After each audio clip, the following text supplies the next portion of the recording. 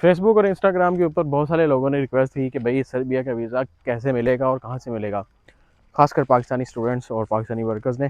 तो आज हम दोनों को कवर करेंगे, जिसके अंदर हमारे पास पाकिस्तानी स्टूडेंट्स भी होंगे और इंडियंस भी होंगे, क्योंकि अब इंडिया के लिए भी वीज़ा रिक्वायर है। और हम बात करते हैं कि इनके डॉक्यूमेंटेशन कौन कौन से चाहिए हमारे लिए और कौन कौन सी जो है रिक्वायरमेंट्स हैं और कहाँ से हम वीज़ा जो है वो हासिल कर सकते हैं। तो इंडियंस जो है वो वीज़ा कहाँ से ले सकते हैं? ज़ाहिर सी बात है कि सर्बिया की एम्बेसी न्यू दिल्ली के अंदर मौजूद है, तो वहाँ से सर जितनी भी वीज़ा प्रोसेसिंग है वो न्यू दिल्ली के अंदर से होगी इंडियंस के लिए। जबकि पाकिस्तान के लिए एक छोटा सा मसला है यहाँ पर, वो ये है कि पाकिस्तान के अंदर सर्बिया की एम्बेसी मौजूद नहीं है। तो उसके लिए पाकिस्तानियों को जाना पड़ेगा दूसरे मुल्क में, जो कि स्पेसिफिकली डेजिग्नेटेड है नॉन रेजिडेंशियल बेसिस के ऊपर। पाकिस्तान की जितनी भी एप्लीकेशन हैं वीज़ा की, सर्बिया के लिए वो डील करता है, और वो मुल्क है ईरान। ईरान के अंदर सर्बिया की जो एम्बेसी है वो एक्चुअली तौर पर रिस्पॉन्सिबल है तमाम के तमाम वीज़ा प्रोसेस के लिए फॉर पाकिस्तानी जो कि नॉन रेजिडेंशियल बेस के ऊपर कवरेज कर रही है। और भी एम्बेसीज मौजूद हैं, लेकिन सिर्फ़ और सिर्फ ईरान की जो ईरान में मौजूद एम्बेसी है वही इसी चीज़ के लिए रिस्पॉन्सिबल है। तो अब हम बात कर लेते हैं कौन कौन से वीज़ा टाइप्स हैं जो कि जिसके ऊपर हम अप्लाई करके भी सर्बिया के अंदर आ सकते हैं। तो पहली टाइप है टाइप सी वीज़ा, जो कि शॉर्ट टर्म स्टे के लिए होता है, महीने के लिए, 90 डेज़ के लिए, 60 डेज़ के लिए। दूसरा जो हमारे पास वीज़ा होता है वो लॉन्ग टर्म वीज़ा होता है, जिसको कहते हैं टाइप डी वीज़ा। वो जो वीज़ा होता है वो आपके लॉन्ग टर्म स्टे के लिए होता है, जिसमें आप रेजिडेंस परमिट एक्वायर कर सकते हैं या अपना कारोबार जो है वो सेट कर सकते हैं यहाँ पे। तो अब हम लोग बात कर लेते हैं कि डॉक्यूमेंटेशन कौन कौन से रिक्वायर हैं। मैंने कुछ डॉक्यूमेंट्स जो थे वो नोट डाउन करके रखे हुए हैं, ताकि मुझे आसानी हो आप लोगों को बताने के लिए, और कौन कौन सी चीज़ें जो है हमें परेशानियाँ हो सकती हैं उन डॉक्यूमेंटेशन के बारे में हम डिस्कस करेंगे। तो सबसे पहले बात करते हैं टाइप सी के डॉक्यूमेंटेशन के बारे में, क्या क्या चाहिए हमें। सबसे पहली चीज़ जो हमें चाहिए वो है आपका पासपोर्ट, आपकी एक फ़ोटो वाइट बैकग्राउंड के साथ। तीसरा एप्लीकेशन फॉर्म। चौथा आपको इनविटेशन लेटर चाहिए सर्बिया के नोटरी पब्लिक से साइन हुआ, ठीक है।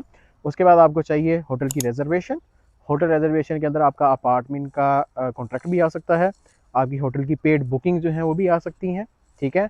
उसके बाद आपको डॉक्यूमेंट चाहिए होगा रिटर्न टिकट का। या तो आप ट्रैवल इटिनरी बना लें, जैसे कहते हैं ट्रैवल कहाँ कहाँ जाना है, किस किस जगह पे जाना है, एक वो चीज़, या फ़्लाइट की टिकट। लेकिन बेहतर ये है कि आप फ़्लाइट की टिकट चाहे वो कन्फर्म्ड हो चाहे वो अनकन्फर्म्ड हो, दोनों चल जाएंगी।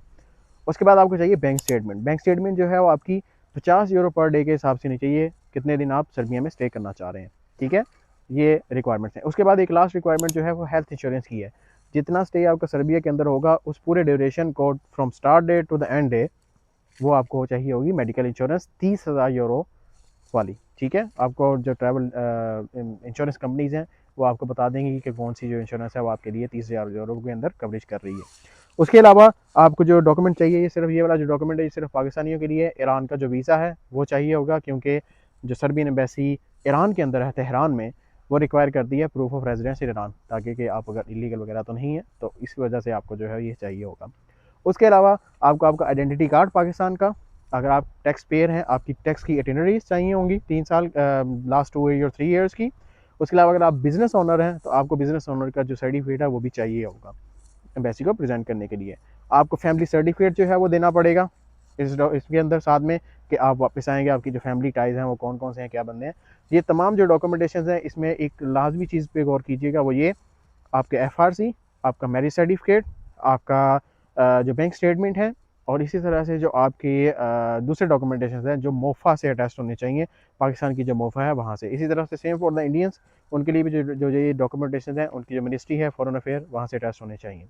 अब हम बात करेंगे टाइप डी के जो वीज़ा है उसके बारे में, कौन कौन से डॉक्यूमेंटेशन रिक्वायर्ड हैं। तो जो टाइप डी के डॉक्यूमेंटेशन हैं वो सारे के सारे वो डॉक्यूमेंट्स हैं जो टाइप सी के लिए रिक्वायर हैं, लेकिन उसके अलावा भी आपको कुछ एडिशनल डॉक्यूमेंटेशन चाहिए होते हैं, जिनके अंदर आपका कंपनी की इनविटेशन लेटर, कंपनी के लेटर हेड के ऊपर कोशिश करें कि वो नोटरी पब्लिक से साइन हो। दूसरा आपका एम्प्लॉयमेंट जो कॉन्ट्रैक्ट है सर्बियन और इंग्लिश दोनों ज़बानों में, ठीक है।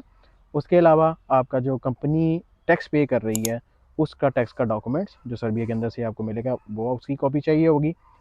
उसके अलावा अगर आप यहाँ पर स्टूडेंट्स के तौर पे आ रहे हैं, एजुकेशन के तौर पे आ रहे हैं, तो आपको यूनिवर्सिटी की तरफ से अगर आपका स्कॉलरशिप है, स्कॉलरशिप लेटर, आपका इनविटेशन लेटर यूनिवर्सिटी की तरफ से कि आपका एडमिशन हुआ है और आप यहाँ पे सारी की सारी जो कवरेज है वो आपकी है, ये जो एक्स्ट्रा डॉक्यूमेंटेशन है ये आपको चाहिए होंगे टाइप डी वीज़ा के लिए। घर जाने से पहले मुझे याद आया कि आपको एक और कुछ प्रॉब्लम्स जो फेस करनी पड़ सकती हैं खासकर पाकिस्तानियों को वीज़ा के लिए, वो बयान कर दूं। तो उसमें आपके जितने भी डॉक्यूमेंटेशंस हैं जो पाकिस्तान की गवर्नमेंट की तरफ से इश्यूज़ हुए हैं वो लाजमी तौर पे मोफा से टेस्ट होने चाहिए, ठीक है। उसको मोफा से लाजमी तौर पे टेस्ट करवाएं। सबसे ज़्यादा इंपॉर्टेंट चीज़ आपकी जो है वो बैंक स्टेटमेंट है, ठीक है। उसको मुफ्त से टेस्ट करवाएं। आपके FRC, MRCs, marriage registration certificate, family certificate जो है आपका, वो मुफ्त से लाजमी तौर पर टेस्ट करवाएं। इसी तरह से जितने भी डॉक्यूमेंटेशन हैं, आपका इंश्योरेंस का डॉक्यूमेंट, उसके ऊपर स्टैम्प होनी चाहिए, सिग्नेचर होने चाहिए, ठीक है। इसी तरह से जो बैंक का है उसकी एक स्टेटमेंट और उसका एक लेटर होता है, उसके ऊपर भी स्टैम्प होनी चाहिए, ठीक है। सिग्नेचर एंड स्टैम्प दोनों चीज़ें उसके ऊपर होनी चाहिए। उसके अलावा आपको अगर कोई डॉक्यूमेंट चाहिए होगा तो वो ये हो सकता है कि एम्बेसी आपको कहे कि अपनी जो बैंक स्टेटमेंट है उसको यूरोज़ में कन्वर्ट करके लेके आएँ।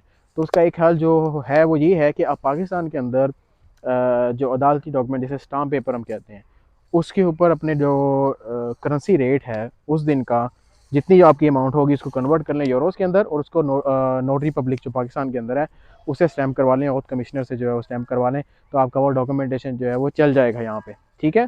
लेकिन उसके अलावा आपको अगर एम्बेसी कहे कि नहीं पाकिस्तान एम्बेसी से लेके आएँ इसको कन्वर्ट करवा के, तो आपकी जो बैंक स्टेटमेंट है स्पेसिफिकली वो मोफा से अटैच्ड होनी चाहिए। अदरवाइज़ पाकिस्तान एम्बेसी आपको वो लेटर इशू नहीं करेगी कि आपकी जो अमाउंट है उस दिन के रेट के मुताबिक कितने यूरोज़ में कन्वर्ट होती है। ये वो प्रॉब्लम्स हैं जो मुझे फेस करने पड़े थे जब मैं ईरान में सर्बिया का वीज़ा लेने गया था। तो आप लोग भी इसका ख्याल रखिएगा। अगर कोई कमेंट है, कोई क्वेश्चन है, तो कमेंट्स के अंदर या मुझे मैसेज फेसबुक और इंस्टाग्राम पे करें, तो मैं आपको उसका जो है रिप्लाई कर दूँगा। तो अब आ जाएँ सर्बिया में।